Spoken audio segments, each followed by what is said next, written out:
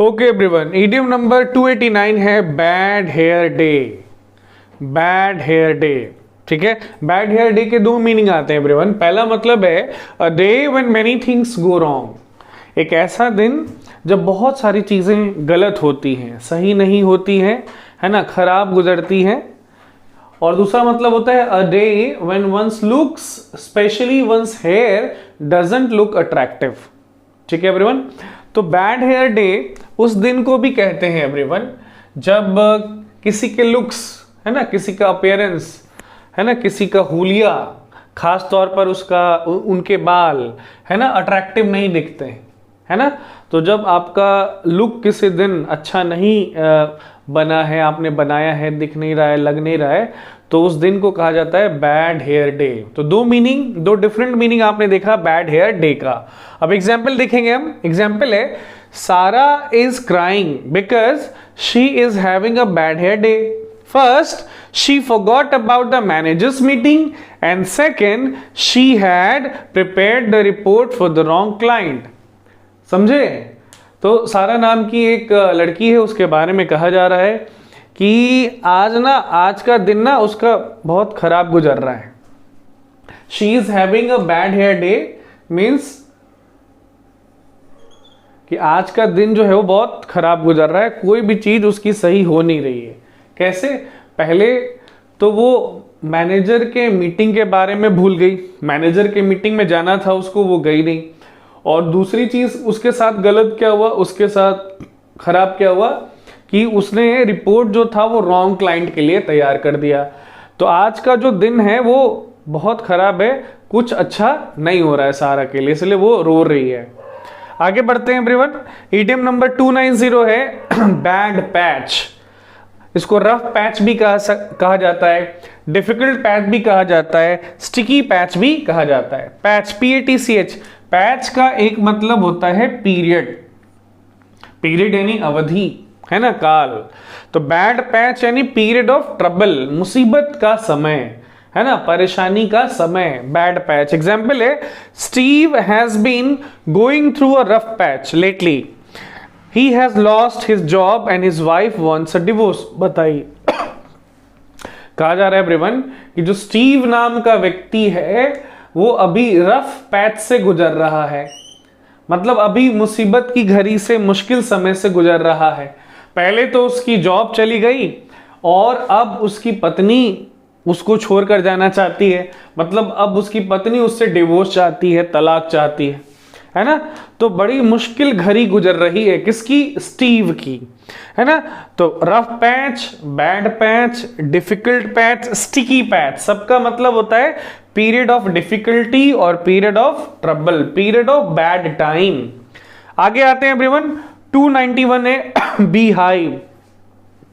Beehive तो everyone एक ही word है ना, लेकिन ये वर्ड होते हुए भी अपने आप में एक ईडियम है, एक मुहावरा है। बीहाइव तो ऐसे आप सब समझते हैं, मधुमक्खी के छत्ते को बोलते हैं, है ना, मतलब वो प्लेस जहां मधुमक्खियां, है ना, फूलों से अलग अलग जगह से रस कलेक्ट करके लाती हैं और वहां जमा करती हैं। लेकिन आप देखते होंगे कि मधुमक्खी का कोई छोटा भी छत्ता है, हाइव है, घर है, तो उसमें बहुत सारी मधुमक्खियां होती हैं और वो सब लगी रहती हैं वहां पे रस को इकट्ठा करने में, एक जगह स्टोर करने में। तो बीहाइव को एवरीवन समझा जाता है बहुत ही बिजी प्लेस के रूप में। तो बीहाइव का फिगरेटिव मीनिंग हो जाएगा वेरी बिजी प्लेस, एक ऐसी जगह जो कि बहुत बिजी है, जहां पे हर वक्त बहुत सारे लोग कार्य करते रहते हैं, काम करते रहते हैं, जहां पर हमेशा आवागमन होते रहता है, हलचल रहती है। एग्जाम्पल है the restaurant on this weekend will be a beehive. अब कहा जा रहा है एवरीवन किसी रेस्टोरेंट को, किसी भोजनालय को बोला जा रहा है कि इस वीकेंड, इस सप्ताह अंत जो रेस्टोरेंट है वो तो बीहाइव हो जाएगा। बीहाइव हो जाएगा मतलब बहुत बिजी प्लेस हो जाएगा। तो ऑब्वियस है, क्लियर है कि इस सप्ताह लगता है कुछ स्पेशल है, कुछ इंपॉर्टेंट है, कोई फेस्टिवल होगा, कोई उस तरह का फंक्शन होगा, है ना, लोग बराबर उस दिन रेस्टोरेंट में आते जाते रहेंगे, तो बहुत ही बिजी प्लेस हो जाएगा। आगे बढ़ते हैं एवरीवन। 292 ईडियम है बिग ड्रॉ या ह्यूज ड्रॉ, ठीक है। तो DRAW, ड्रॉ का मतलब एवरीवन वर्ब के रूप में होता है आकर्षित करना, ठीक है, और ड्रॉ का मतलब नाउन के रूप में होता है आकर्षित करने वाली कोई चीज। तो बिग ड्रॉ या ह्यूज ड्रॉ का मतलब क्या हो जाएगा, a thing that attracts a lot of people's attention. तो बिग ड्रॉ या ह्यूज ड्रॉ कहते हैं एवरीवन किसी भी थिंग को, चीज को, वस्तु को जो बहुत सारे लोगों का अटेंशन, ध्यान अपनी तरफ खींचता है, खींचती है। ओके, एग्जाम्पल है as in China the big draw is India's domestic market potential. तो एज को हटाई दें, इनसे ही चालू रखें हम सेंटेंस को। इन China the big draw is India's domestic market potential. China में क्या है, भारत का ये जो घरेलू मार्केट पोटेंशियल है वो आकर्षण का बहुत बड़ा केंद्र है ना। हर चाइनीज कंपनी चाहती है कि भारत के मार्केट में जाकर हम अपने प्रोडक्ट्स को बेचें, सेल करें, प्रोडक्ट्स को और सर्विसेज को बेचें। तो बिग ड्रॉ है, ह्यूज ड्रॉ है, मतलब जो भारत का डोमेस्टिक मार्केट है, भारत का जो घरेलू बाजार है वो चाइना में बहुत बड़ा आकर्षण का केंद्र है। आगे आते हैं एवरीवन, मीडियम नंबर 293 है अ बर्निंग क्वेश्चन। अ बर्निंग क्वेश्चन है ना। अब इसका शब्दार्थ क्या होगा, ज्वलंत सवाल है ना, ज्वलंत प्रश्न, जलता हुआ प्रश्न। ये तो शब्दार्थ हुआ। भावार्थ क्या होता है, an important question that requires an answer. Yes, तो बर्निंग क्वेश्चन उस क्वेश्चन को कहते हैं एवरीवन जिसकी सख्त जरूरत होती है उस समय, है ना। एक ऐसा सवाल जिसका जवाब जानने को सब लोग व्याकुल होते हैं, आतुर होते हैं, उत्सुक होते हैं, ठीक है। तो जैसे एवरीवन आपको पता है कि कोई चीज अगर जल रही है ना, तो उसको बुझा देने की जरूरत है, मतलब नहीं तो और भी चीजों में आग लग जाएगी और फिर आग बहुत भीषण हो जाएगा। तो जैसे घर में कहीं आग लग जाती है तो आप उसको बुझाना चाहते हैं, तो वैसे ही वो सवाल है, वैसे ही वो सवाल है। अगर वो उठ खड़ा हुआ है, अगर वो पनप गया है, अगर वो पैदा हो गया है, तो उसका जवाब भी जरूरी है। तो जैसे आग को बुझाया जाता है वैसे उस सवाल का जवाब को भी चाहा जाता है। एग्जाम्पल है, इफ, देखिए नीचे वाला आ रहा है, if Fred lied about his alibi then the burning question is what is he trying to hide. ये पूरा सेंटेंस है एवरीवन, आप देखेंगे उसमें वो इडियम यूज हुआ है। क्या मतलब है इस सेंटेंस का, कि अगर फ्रेड नाम का एक व्यक्ति है, अगर फ्रेड ने झूठ बोला है अपनी एलिबाई के बारे में। एलिबाई बोलते हैं एविडेंस को, साक्ष्य को, सबूत को, जो बताता है कि आप मौकाए वारदात पर मौजूद नहीं थे, इसलिए जो क्राइम हुआ है, अपराध हुआ है, जो वारदात हुई है, उसका आपसे कोई लेना देना नहीं है। तो अगर फ्रेड ने झूठ बोला है अपने एलिबाई के बारे में, तब तो बर्निंग क्वेश्चन, ज्वलंत प्रश्न ये है कि ऐसी कौन सी चीज है जिसको वो छिपाने की कोशिश कर रहा है, कौन सी बात वो छिपाने की कोशिश, प्रयास कर रहा है। Idiom number 293 everyone, burning question. Okay everyone, idiom number 294 है चाइल्ड्स प्ले। चाइल्ड्स प्ले जिसका मतलब होता है हिंदी में बच्चों का खेल, ठीक है। तो बच्चों का खेल क्या है, शब्दार्थ है। इसका भावार्थ क्या होता है, वेरी इजी टास्क और वर्क, बहुत ही आसान कार्य या काम को चाइल्ड्स प्ले कहते हैं मुहावरे के रूप में, है ना।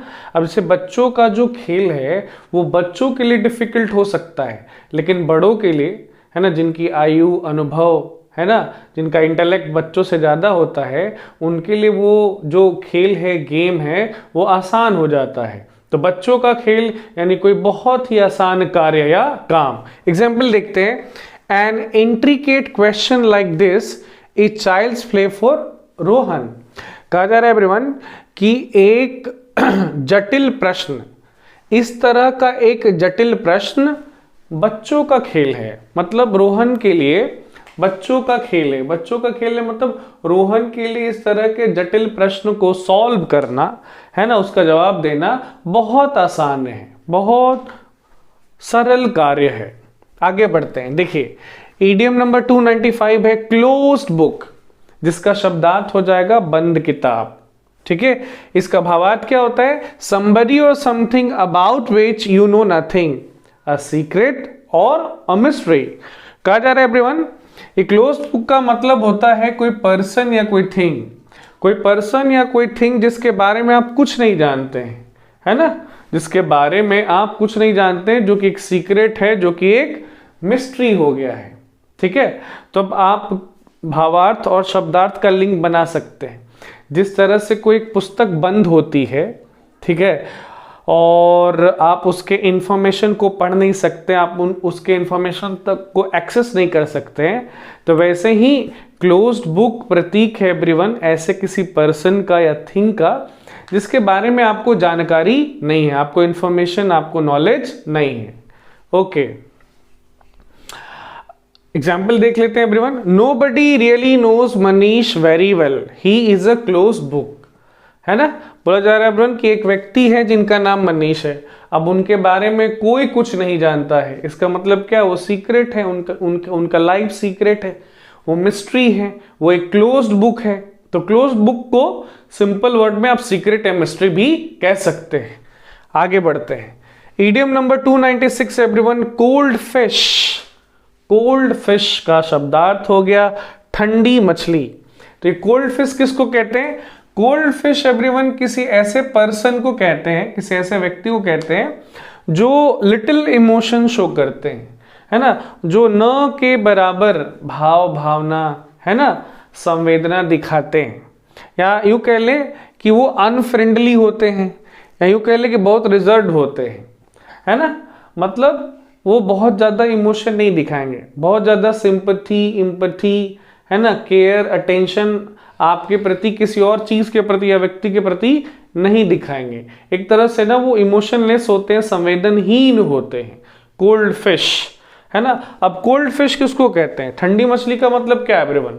तब वो मछली जो डेड हो गई है, मर गई है, तो मछली जब तक जीवित रहती है तब तक खून, है ना, उसका गर्म होता है, उसकी बॉडी गर्म होती है, ठीक है। अगर वो मर गई तो उसका खून ठंडा, उसका बॉडी ठंडा, तो अब उसमें जान प्राण ही नहीं है, अब उसमें कोई इमोशन ही नहीं है। तो यहाँ पे जो फिश है, जो मछली है, वो प्रतीक बन गया किसका? पर्सन का, किसी व्यक्ति का। एग्जाम्पल देखते हैं, the manager decided not to hire Bill as the store greeter because he came across like a cold fish during the interview। क्या मतलब हुआ भैया इस एग्जाम्पल सेंटेंस का? कि मैनेजर ने निर्णय लिया कि बिल को हायर नहीं किया जाएगा, बिल को नौकरी पर नहीं रखा जाएगा स्टोर ग्रीटर के रूप में। क्यों भाई? क्योंकि इंटरव्यू में, साक्षात्कार में जो बिल था, बिल नाम का जो व्यक्ति था, वो कोल्ड फिश की तरह एक्ट कर रहा था। कैसे एक्ट कर रहा था? कोल्ड फिश की तरह एक्ट कर रहा था, मतलब कोई इमोशन शो कर ही नहीं रहा था, अनफ्रेंडली बिहेव कर रहा था, रिजर्व्ड बिहेव कर रहा था। और इस तरह का व्यक्ति ऑब्वियस एवरीवन ग्रीटर के रूप में तो नहीं चाहिए। ग्रीटर वो होता है जो स्माइल के साथ, है ना, अपने पॉजिटिव बॉडी लैंग्वेज के साथ किसी का भी स्वागत करता है ना, ताकि जो विजिटर है ना, जो आगंतुक है, उनका मन वहीं पे खुश हो जाए। तो ऐसा व्यक्ति हमें नहीं चाहिए जो बिल्कुल गेट पर ही, है ना, हमारे विजिटर का, हमारे जो मेहमान है, गेस्ट है, उनका मूड ऑफ कर दे। Okay, 297 idiom everyone, cuckoo in the nest. Cuckoo in the nest मतलब घोंसले में कुकू, ठीक है। तो कुकू एवरीवन एक तरह का बर्ड होता है, पक्षी, ठीक है। और ये जो कुकू है, ये प्रतीक है अनवेलकम इंट्रूडर का, मतलब बिन बुलाए मेहमान का, बिन बुलाए घुसपैठिए का, है ना। तो unwelcome intruder in a place और सिचुएशन। अब ऐसा कोई व्यक्ति एवरीवन जिसको किसी जगह पर बुलाया नहीं गया है ना, जिसको किसी सिचुएशन में ढूंढा नहीं गया है, खोजा नहीं गया है, जिनकी जरूरत नहीं है, और वो उस जगह पर या उस सिचुएशन में पहुंच जाते हैं, तो उनको बिन बुलाया इंट्रूडर या बिन बुलाया मेहमान कहते हैं। Example everyone, they will indeed become cuckoos in the nest which will be very damaging।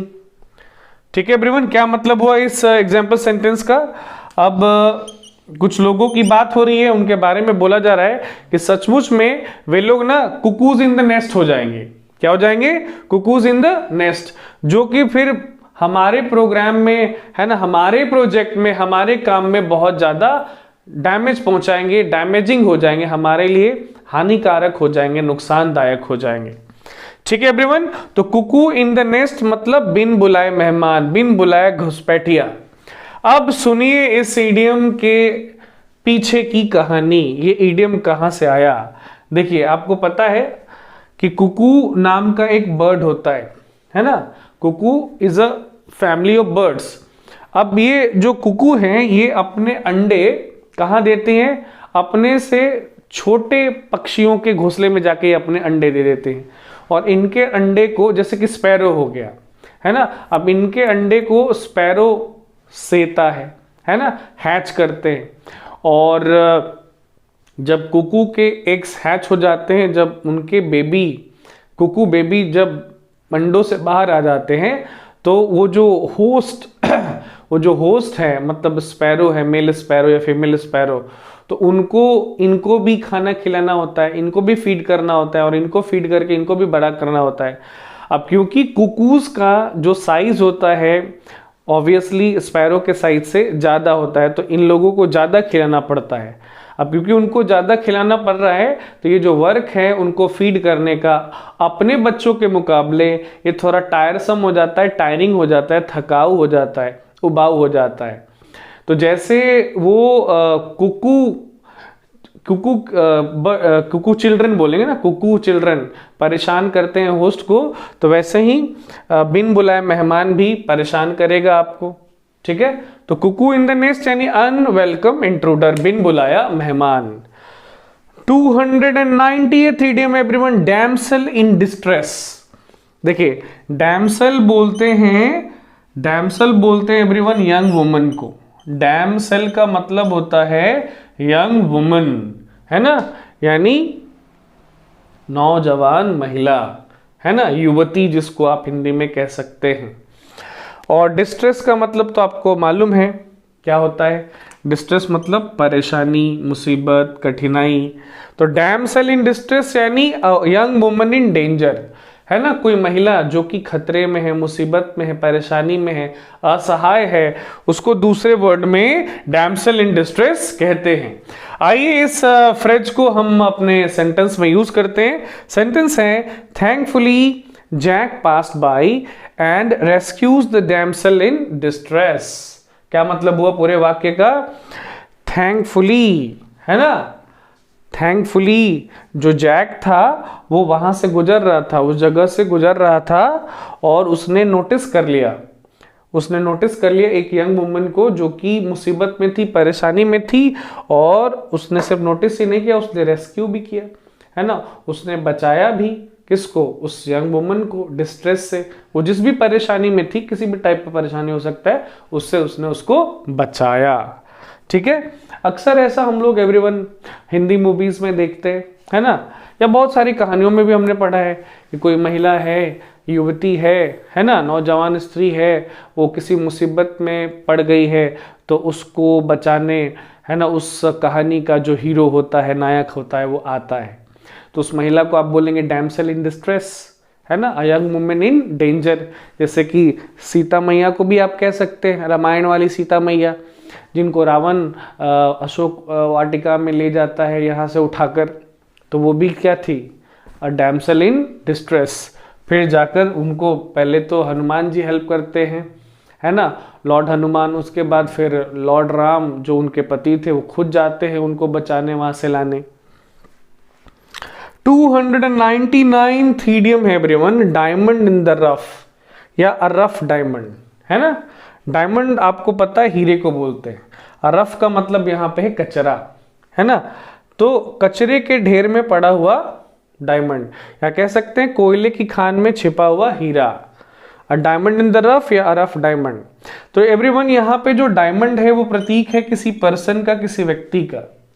Diamond in the rough किसी ऐसे व्यक्ति को कहते हैं जिसके पास पोटेंशियल बहुत ज्यादा होता है ना, जिसके पास पोटेंशियल, टैलेंट, स्किल बहुत ज्यादा होता है, ठीक है, हुनर, कौशल बहुत ज्यादा होता है, लेकिन उसको पॉलिश और रिफाइनमेंट की कमी होती है, लेकिन उसको ट्रेनिंग की, है ना, कौशल की, मतलब प्रशिक्षण की कमी होती है।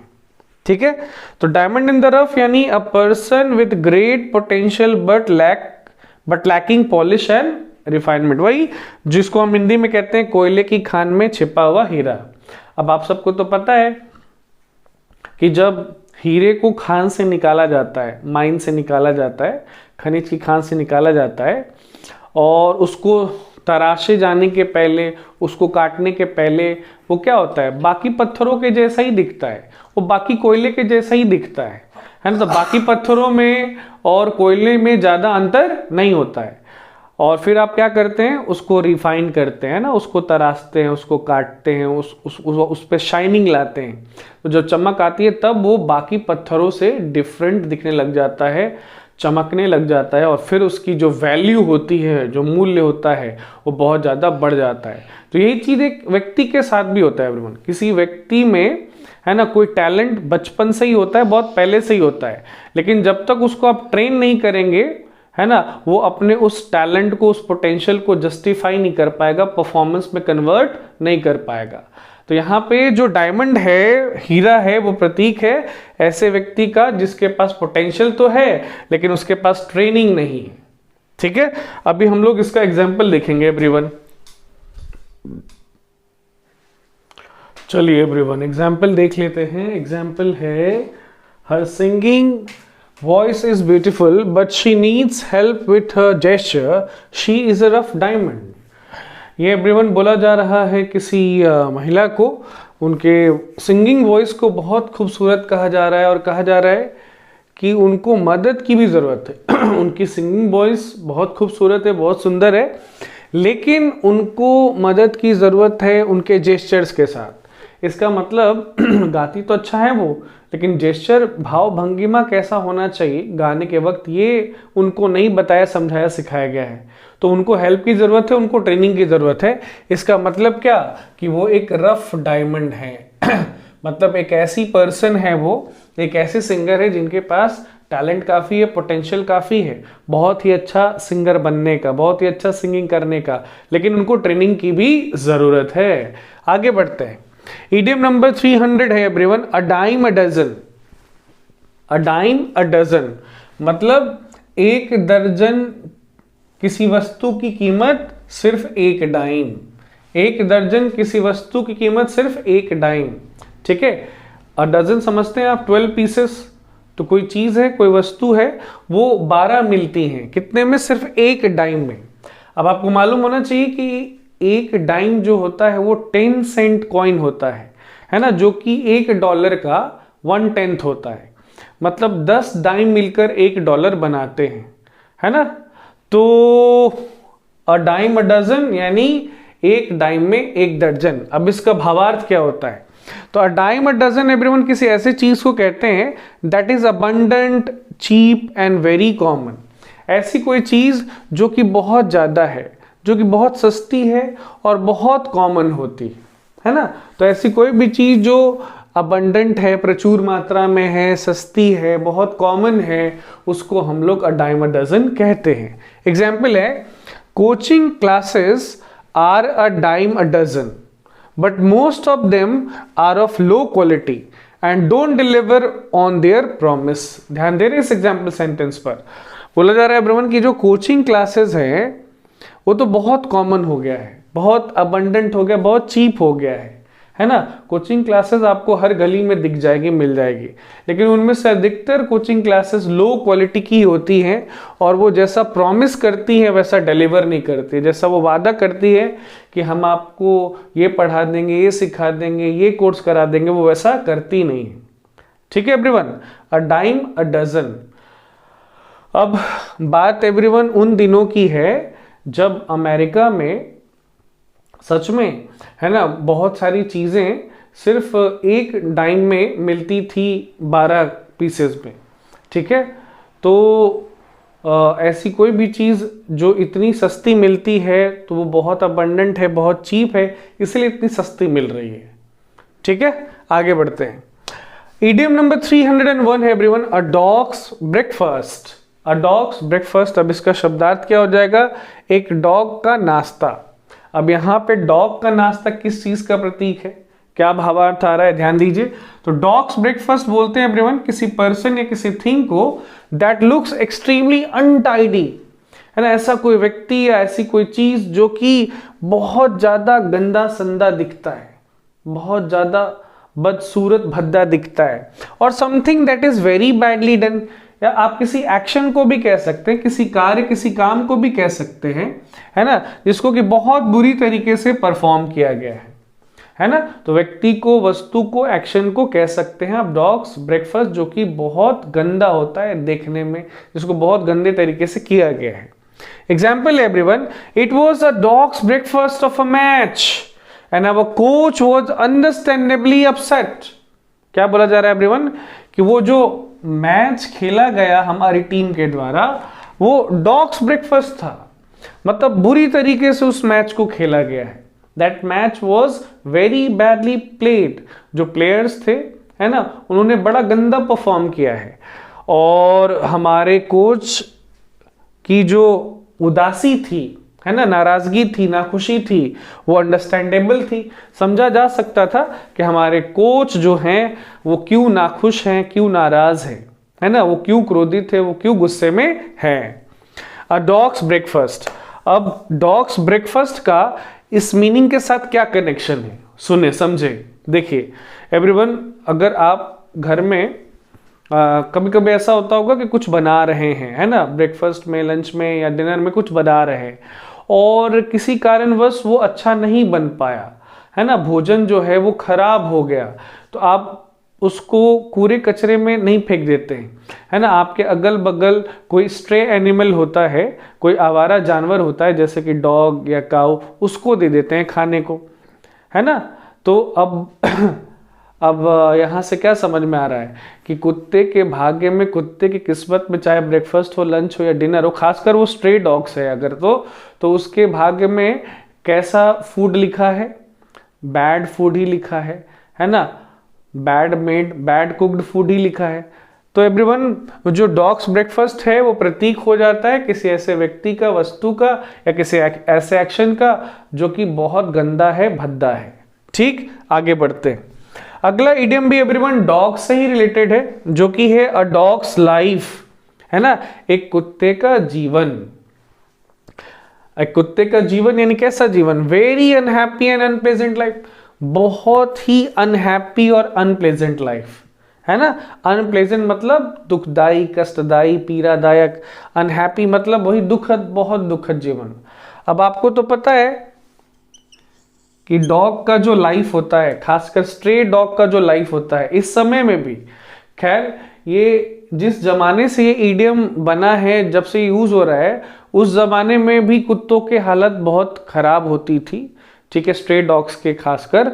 अभी भी कुत्तों की हालत उतनी अच्छी नहीं है, ठीक है, उनको बड़ा कष्ट सह के अपना जीवन जीना पड़ता है। जहाँ तहाँ, कहाँ कहाँ नहीं वे लोग अपने भोजन के लिए जाते हैं, कहीं भी सो जाते हैं, और अक्सर आप तो सड़कों पे देखते हैं कि उनका डेथ भी हो जाता है। तो कुत्तों का जो जीवन होता है, स्ट्रे डॉग्स का जीवन खास तौर पर, वो बहुत अनप्लेजेंट होता है और बहुत अनहैप्पी होता है, बहुत दुखद और बहुत कष्टदायी जीवन होता है। एग्जाम्पल है, Mark has been leading a dog's life since he was fired from the job. तो जब से मार्क को जॉब से निकाला गया है, वो कैसा जीवन व्यतीत कर रहे हैं, वो बहुत ही अनहैप्पी और अनप्लेजेंट लाइफ लीड कर रहे हैं। तो अ डॉग्स लाइफ यानी अनहैप्पी एंड अनप्लेजेंट लाइफ। इसके पहले वाले इडियम में था एवरीवन अ डॉग्स ब्रेकफास्ट, और यहां पे कौन था, अ डाइम अ डजन। ठीक है, सबको इस तरह से हाईलाइट कर देना, है ना, जरूरी है, ताकि आपको दिखे कि वो सेंटेंस, वो एग्जाम्पल सेंटेंस इसलिए क्योंकि उसमें वो ईडियम है, उसमें वो मुहावरा इस्तेमाल हुआ है।